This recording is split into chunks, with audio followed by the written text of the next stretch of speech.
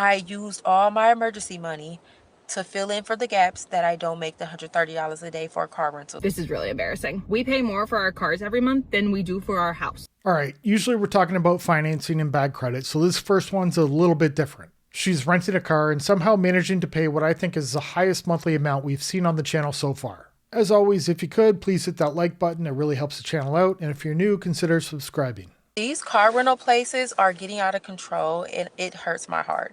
I am a single mom of 2 that relies on a car to get my kids to and from wherever they have to go, get myself to the grocery store, and also get myself to the 8 to 9 different doctor's appointments a month that I go to because I have severely sick health problems. So what I do is I do gig work, Instacart, GrubHub, Shipt, Spark, all type of grocery store orders all day while I have a babysitter or they're with my family, just to make the $130 just to pay it back to the car rental, just to go home and not have any money made for the day. She's gone about this backwards. All the jobs she has are jobs that make sense if you already own a vehicle. They're great for making a little extra cash on the side, but going out and renting a vehicle just to do them, it's not surprising she's not taking any money home. This is one of those bad ideas that shouldn't take long to figure out, but we're on TikTok, so I'm guessing it's still a problem.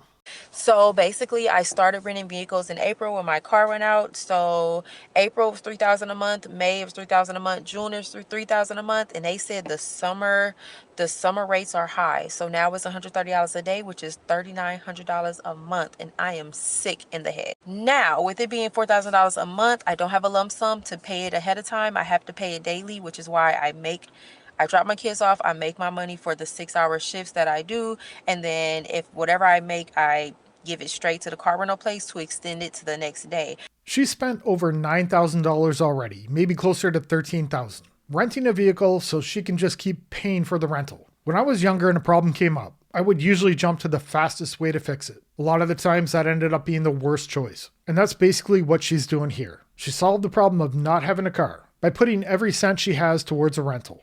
However, recently, y'all, I ain't been making $130 a day, so guess what I do? I used all my emergency money to fill in for the gaps that I don't make the $130 a day for a car rental. So I've been borrowing my behind off and using emergency money, and I'm all out of borrowed money. My family can't give me everything, y'all. Like, they help me as much as they can, but just like, I can't borrow any more money. I was thinking it was one bad decision, but there's a few here. She used her emergency fund and borrowed money from her family. Borrowing money from family is always a bad idea, but people do it when they feel like they're out of options. Depending on how much she had in her emergency fund, she may have been able to buy a cheaper car instead. I hear people all the time saying you can't find a decent used car for cheap anymore. I check all the time and I find plenty of cheap vehicles that cost a couple $1,000s that are going to get the job done. They may not be pretty, but it's a lot better than spending $4,000 a month on a rental.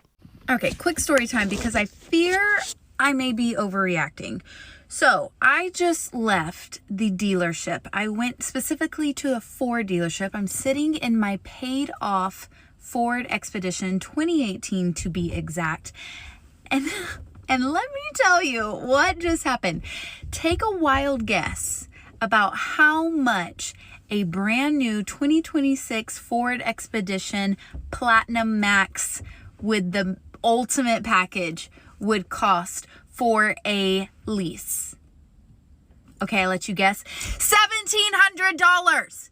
I've never leased a vehicle myself. I was turned off from the idea of watching a family member go through it. When they got to the end of the lease, buying the vehicle actually made more sense than returning it. And neither option looked really good. That was enough for me. But $1,700 a month to drive a vehicle you don't even own is ridiculous. I know people whose mortgage payment is cheaper than that. You have to wonder who's paying that much for a lease. What kind of income do you need before $1,700 a month starts sounding reasonable? A lot more than me, I guess.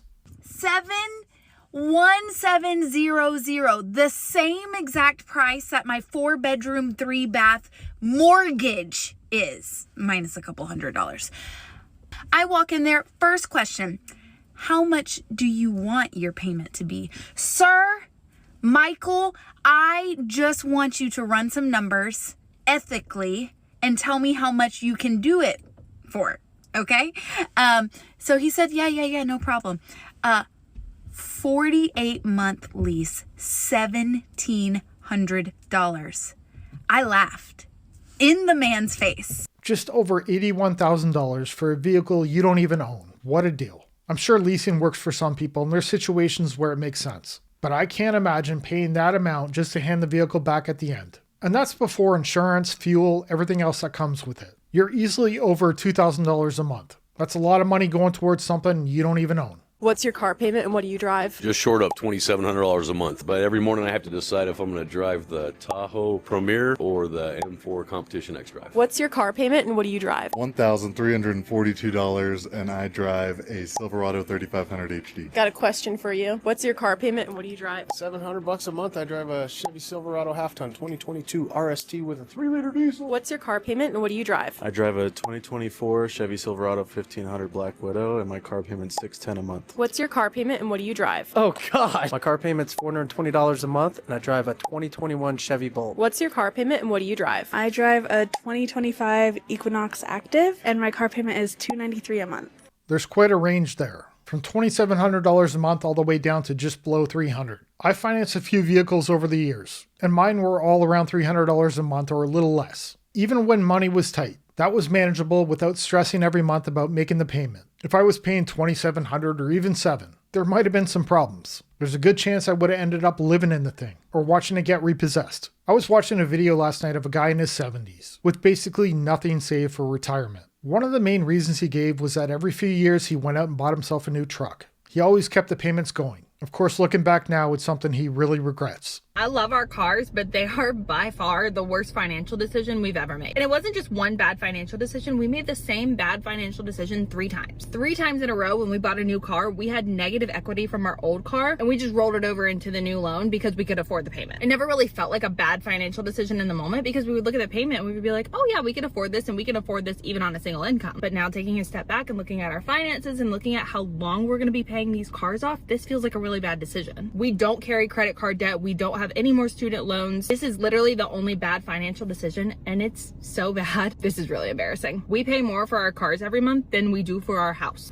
It really is amazing how much people are willing to spend on transportation. Sometimes more than they spend on their house. We don't know the numbers, but if they save that money or invested, they'd be able to shave years off how long they have to work. I love cars, trucks, motorcycles, all that. There are plenty of vehicles I'd love to own. And I could probably justify taking on a payment if I wanted to. But what matters more to me is saving enough money that one day I don't have to work anymore. A car payment is only going to push that day further away. I just want to know what kind of sick joke it is that I paid off my car last month.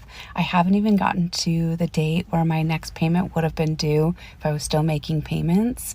And just tell me why I got in my car today and it started to stutter and almost not start. So now I'm going to have to be taking it in. It's a possibility it's a transmission issue. 62,000 miles, 2019 vehicle, paid off, not even a month, and it's going to break down.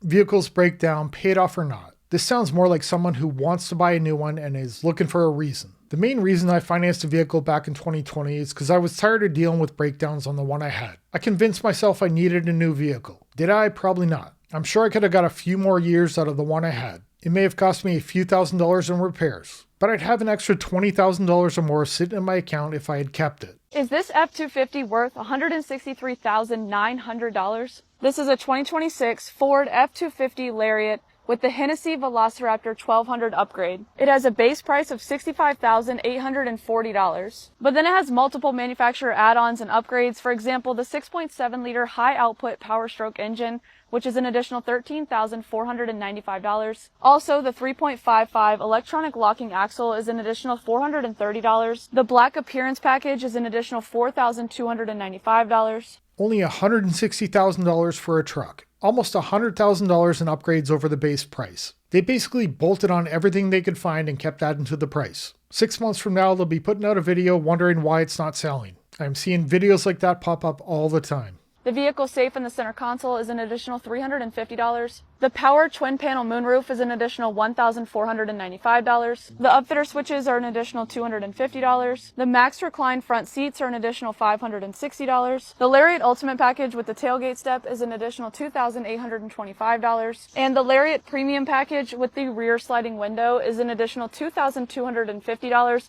But the manufacturer does give you a $550 discount on that package. Well, a $500 discount, that changes everything. Sign me up. You have to wonder why they would even include that part. They've added almost $100,000 to the price. But don't worry, they've knocked off $500. That price is a great down payment for a home. Or if invested properly, it's going to be years of income for retirement. All of that brings the listed MSRP to $94,035 for this F-250 Lariat. But then there's the Hennessy Velociraptor 1200 upgrade, which adds another $69,865 in upgrades to this F-250. Now all of that brings the total listed price to $163,900 for this 2026 Ford F-250 Lariat with the Hennessy Velociraptor 1200 upgrade. But I want to know if you think it's actually worth it, with all the upgrades considered, to pay almost $164,000 for this F-250. I don't even think it's worth 60 grand. I know what trucks are going for these days, but these prices just don't make sense to me. Buying something like this, you end up working just to be able to drive there. I've worked with so many people over the years who ended up in just that spot. They wanted the vehicle, jumped into the payment without thinking it through, and spent the next 6 or 7 years regretting it. Don't be that guy, it's not worth it. Save the money and drive what you have, your bank account will thank you. That's the video for today, thanks for watching. Don't forget to like and subscribe and let me know your thoughts in the comments. See you in the next one, bye.